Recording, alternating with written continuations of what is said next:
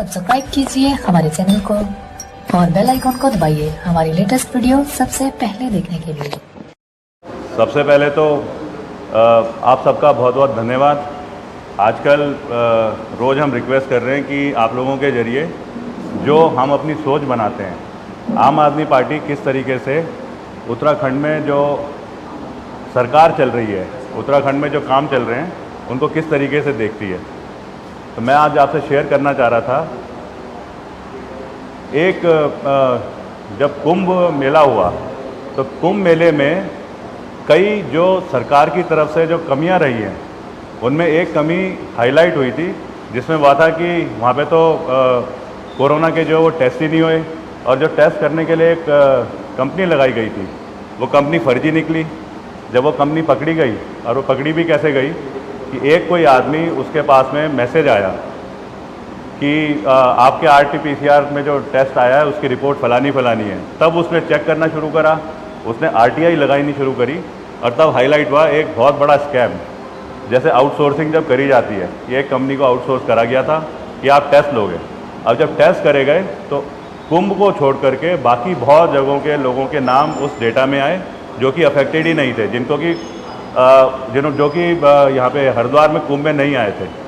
अब इसका रिज़ल्ट क्या हुआ, क्योंकि किसी को समझ में नहीं आया कि वाकई में टेस्ट हुए हैं कि नहीं हुए हैं, पर रिज़ल्ट ये हुआ कि बहुत ज़्यादा हमारे उस पावन जगह पे, उस जगह पे जहाँ पे फीलिंग के साथ में लोग आ रहे थे, भावना के साथ लोग आ रहे थे, जहाँ पे साधु संत पूरे कई वर्ष इंतज़ार करते हैं शाही स्नान के लिए, उनकी ना मौतें होनी शुरू हो गई। और इतने सारे लोग कुंभ में मारे गए इस कोरोना की वजह से कि हर घर में, हर परिवार में कहीं ना कहीं आज भी अगर हम टच करें तो वो दुख, वो मातम की फीलिंग है।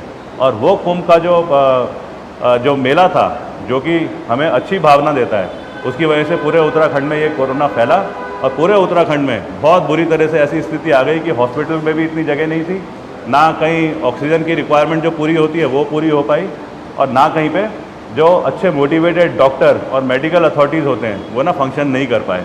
मेरा बोलने का मतलब है, ये बैकग्राउंड अगर देखा जाए, इतना बड़ा बैकग्राउंड था, इतना बड़ा एक क्या बोलते हैं, एक डिज़ास्टर आया, जैसे मैं बोलूँगा बायोलॉजिकल डिज़ास्टर। कुंभ को उस तरीके से हिट करा गया, उसमें जो घपला निकला, क्या उस घपले को प्रॉपर तरीके से उसकी जांच नहीं होनी चाहिए थी?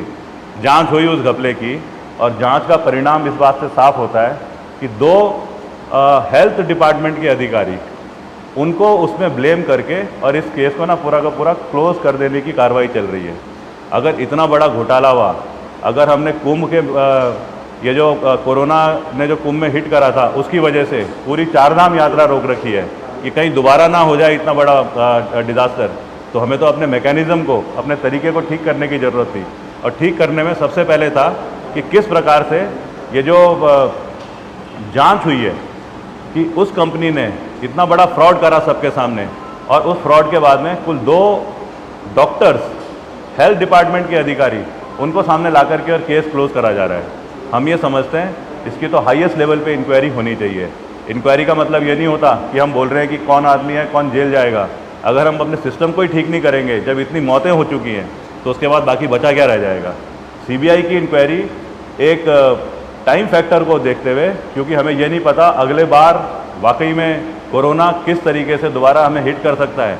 अगर CBI की इंक्वायरी टाइम फैक्टर को देखते हुए प्रायोरिटी दे करके करी जाए, और निकला जाए कि सिस्टम में कहाँ पे गड़बड़ी हुई है, इंडिविजुअल तो खैर बंद होंगे, लेकिन सिस्टम का फेलियर कहाँ पे रहा है, तब जाकर के कहीं हम सोच सकते हैं कि हम वाकई में उत्तराखंड में जो हर जगह नुकसान हो रहे हैं, करप्शन बढ़ता जा रहा है, उसको ना ठीक करने की कार्रवाई होगी। एक आदमी ने मेरे को फ़ोन करा, कहते हैं ऐसी स्टेज आ जाएगी कि अगर ये 4 धाम यात्रा नहीं चली तो हम लोगों को भी ना शायद अब खून से चिट्ठियां लिख करके मुख्यमंत्री और प्रधानमंत्री को भेजनी पड़ेंगी। आप ये समझिए कि कुंभ में जो घोटाला है और 4 धाम की जो यात्रा रोकी गई है, दोनों किस तरीके से कनेक्टेड है। अब सरकार आगे की कार्रवाई नहीं कर रही है, 4 धाम यात्राएं नहीं चला रही है, ये बोल करके कि कोर्ट के ऑर्डर्स हैं, हाई कोर्ट के ऑर्डर्स हैं। हाई कोर्ट के ऑर्डर्स क्या हैं कि जैसे कुंभ में इतना बड़ा जब डिज़ास्टर आया, ये जो जिसमें डेथ हुई, ऐसी दोबारा से स्थिति नहीं आनी चाहिए, तो उसके लिए तुम कुछ तैयारियां करो। तैयारियां करने के बजाय सरकार जिसके पास सारे तंत्र हैं वो क्या कर रही है, वो किसी थर्ड पार्टी को ब्लेम करके और अपने को ना गायब कर दे रही है। मैं आजकल क्योंकि केदारनाथ में रहा हूँ मैं, और क्योंकि आजकल मैं अब आर्मी से एक पॉलिटिकल फील्ड में आ गया हूँ, तो मेरे केदारनाथ में जो कई साधु संतों से जो इंटरेक्शन होते थे, अखाड़े के जो एक सीनियर एल्डर समझदार जो इस व्यक्तित्व के जो साधु संत हैं, वो इतने ज़्यादा दुखी हैं कि हमारे साथी जो कि मतलब दुनिया त्याग करके, दुनिया के जो ज़रूरतें होते हैं उन्हें त्याग करके और अपनी दुनिया बसा करके और जी रहे थे, उनको भी अपने मौत से हाथ धोना पड़ा। अगर इस तरीके का चलेगा तो ये मेरे ख्याल से एक बहुत बड़ा वो सिस्टम बन गया है कि हमारा सिस्टम कैसे टूटता जा रहा है। इस विषय पे मैं आज आपसे बात करने आया था, आप ज़रूर मेरे से सवाल करिए।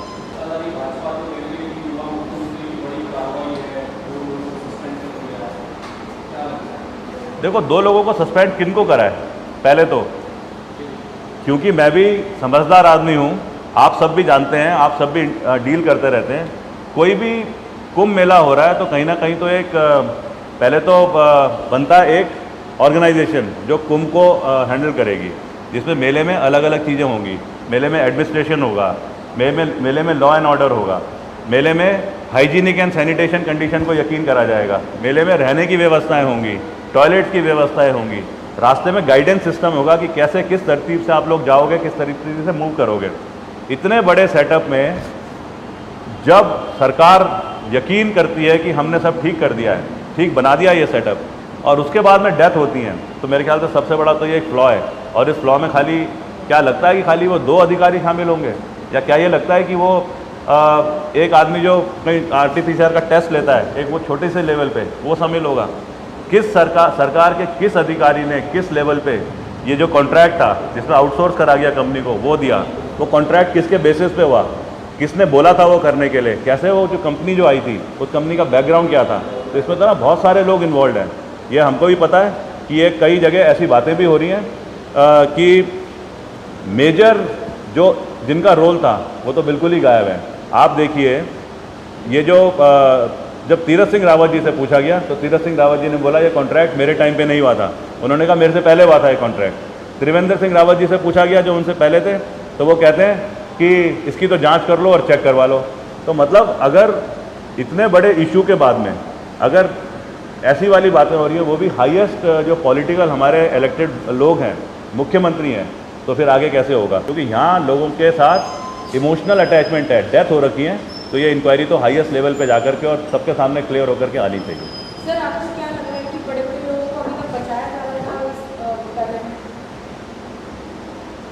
जब 2 छोटे लोगों को, देखो ये तो सिंपल सी बात है, मतलब इतनी अच्छी एजेंसीज हैं यहाँ पे, एजेंसीज उसकी इंक्वायरी करे, अपने आप सामने आएगा। लेकिन इसमें भी कोई दो राय नहीं है, अगर सिस्टम इतना बड़ा फेलियर हो रखा है तो खाली क्या वो 2 लोग हो सकते हैं जो कि बहुत छोटे लेवल के थे और वो खाली हेल्थ डिपार्टमेंट से थे? हेल्थ डिपार्टमेंट थोड़ी कॉन्ट्रैक्ट करता है, कॉन्ट्रैक्ट तो एडमिनिस्ट्रेशन करता है, मैनेजमेंट वाले करते हैं, हेल्थ वाले तो उसे एग्जीक्यूट करते हैं ग्राउंड पे। तो ये तो इसीलिए तो बोल रहा हूँ कि ये इंक्वायरी प्रायोरिटी पे होनी चाहिए ताकि असली चेहरे जो हैं वो जागरूक होकर के सामने आकर के और सबको दिखाई दे।